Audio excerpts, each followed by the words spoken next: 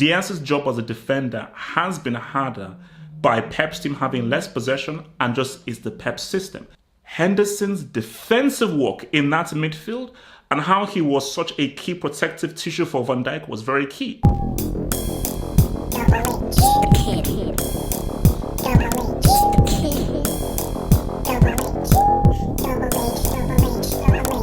He deserved it. He deserved it. Because look, I don't even have to wait for the whole Player of the Year thing and so forth.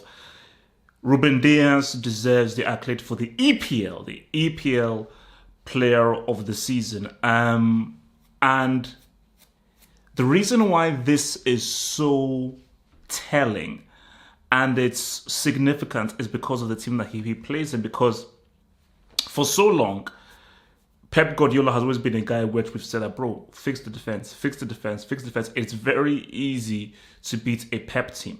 And I think that you have to also credit Pep Guardiola because there are a lot of guys who may be too prideful and say, no. This is how my team plays. This is how they operate. And we're not going to change for nobody. This is how we're always going to roll. But Diaz has come in and he has made a profound impact on this Guardiola team. That cannot be denied. Like what he has done, specifically in getting them to that CL final, specifically in how good they have been defensively, has been huge. It's been massive. So, because I think before I did this, because I wanted to check something because I wasn't sure.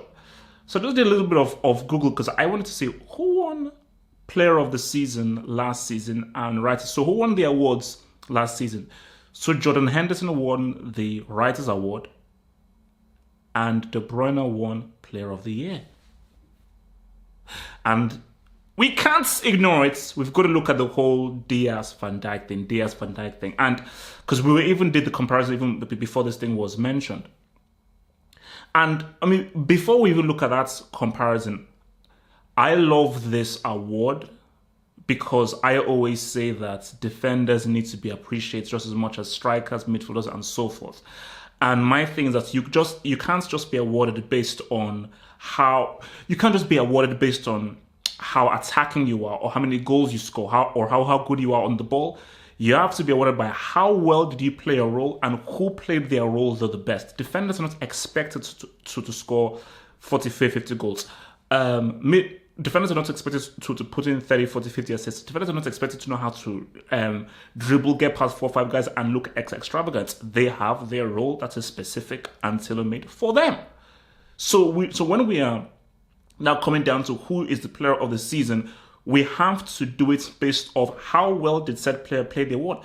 And this has been so skewed towards attacking players, hence why Bart Simpson, aka Philip Lam, said that, look, defenders get a raw deal. Let's have an attackers award, a midfielders award, and a defenders award. Because I think in the NBA you have like defensive player of the year because things are so biased towards attacking players. So I just think it's the reason why it's so interesting is that it's a Pep team. Pep Guardiola is known as being a very attacking manager, a very offensive manager, and a guy who really likes to keep the ball and wants to keep guys going forward. So you'd never imagine a defender would ever win an award in the Pep team. You're like, oh no, it must be like the midfielder, the false nine, this and that. So this just shows you how key he's been, and I think it shows you the evolution of Pep Guardiola, that he's realized that, yeah, nobody can mess with me in terms of the attacking back, offensive ideas, and coming up with intricate strategies of how to open up their opposition through the power of the pass. But at the same time, a great manager has to understand the intricacies of all aspects of his game. So the attack, the midfield, the defense, the keeper, everything has to be in synergy. So we now come to the whole Van Dijk-Diaz situation. Because again, we go back to those awards. And you say to yourselves that because people talked about Van Dijk's huge impact on Liverpool, and he did have a massive impact on Liverpool. But then if Van Dijk had such a massive impact on Liverpool, why did he not win either the Writers' Award or the Player of the Year? I'm just putting that question out there. You don't have to answer right now. I'm just putting that question out there.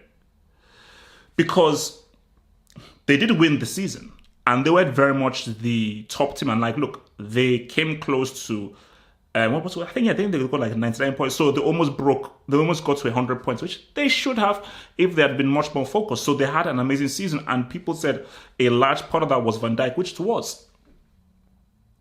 But it was so because, again, it is very rare. It is very rare that a player not from the winning team doesn't win the Player of the Year award, which is why it was weird that, why did he give it to De Bruyne? But at the end of the day, same thing with the Ballon d'Or is that you don't get the award based on, are you in the winning team? No. How well did you do as a player? De Bruyne had a great season. And I think that was the season. I think he broke the assist record that was held by Henry. So he had an amazing season, but the team just flopped. That's not his fault. He did his job. It's for 11-11. But always says, for Diaz, I see his defending.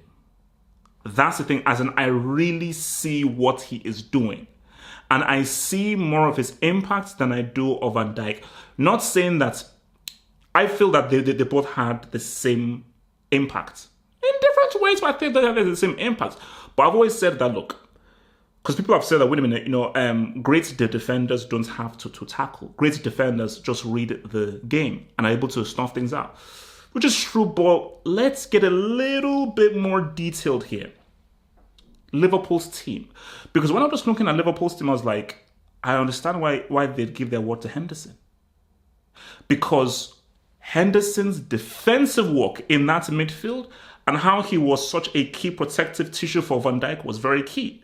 So before they even got to Van Dijk, they had to get through Henderson. Basically just how the amazing work that Henderson did. Don't forget that you also had Alisson as a keeper who was damn good. Like, I don't think we've ever looked at Ederson as one of the best keepers in the world. But people made the arguments. I was like, at a point, you could argue Alisson was definitely one of the best keepers in the world. But my thing is, Henderson was also a major part of how good Liverpool were defensively. So you have to look at it's Van Dijk and Henderson. City don't have a Henderson. People will say, Fernandinho. Not this. Did Fernandinho play every single game for Man City? Henderson, that's their captain. So if he's fit, he's playing every single game. Fernandinho doesn't play every game. Remember, it's Fernandinho, Rodri. And I'll be real with you, Rodri is a better player than Henderson, but Henderson, I think, works harder and is better defensively. He's much better defensively than Rodri is. Rodri is not as good defensively as Henderson is. So my thing is, and also remember how City play. Liverpool, I think that they were a lot more conservative that season under Klopp than how Pep has been. Pep has never been conservative. He's always been attacking. Maybe he may pull back or so forth, but he's always been very positive. So my thing is, Diaz is always exposed and has to really do a lot more defensive work, and he's also got to do a lot more ISO work. He's also got to be involved in a lot more 1v1. So he's also got to be a lot more isolated. So therefore, I think his job is harder in Pep's system. Because I always use the example of Varane. For my opinion, to really judge a defender, how good are they in an attacking team? And how good are they when there is far more space between the midfield and the defense? And how much protection do they get from the midfield? Varane in France is superb. Because Pogba is going to help him. Kante is going to help him. And Deschamps is far more pragmatic. Varane in the Real Madrid system, it's Class B, Class C. Because there is far more space between the midfield and the defense, and Zidane is far more proactive and far more attacking. So therefore, Varane makes much more mistakes. It would be interesting to see, how well would Van Dijk do in Pep's system? How well would he do? Because remember, what even makes it harder, not only is Pep much more attacking, much more offensive, and wants his midfield to progress a lot higher up the pitch, and he wants guys to play the high line, they don't have as much possession as they must have. Because I always said that, how good was Puyol really? How good was Piqué really? Because in that Barcelona side, if you have 60-70% possession, how much defending are you doing? The defending has been done by the attackers and the midfielders due to the intense press that they have against the opposition. So I was like, they're not really doing that much defending. But for this, we've seen that this Pep team, especially with the loss of Silva, who was huge, they don't have as high possession. They're not keeping the ball as much. So therefore, they're having to do a lot more to defend it. Therefore, Diaz has to do a lot more work. And we all know Stones ain't a great defender. Let's keep it real. We saw how he is batting against Maguire. Stones has improved due to what Diaz has done. I think Diaz has been a direct influence. So for me, I just feel that taking everything into account, Diaz's job as a defender has been harder by Pep's team having less possession and just is the Pep system.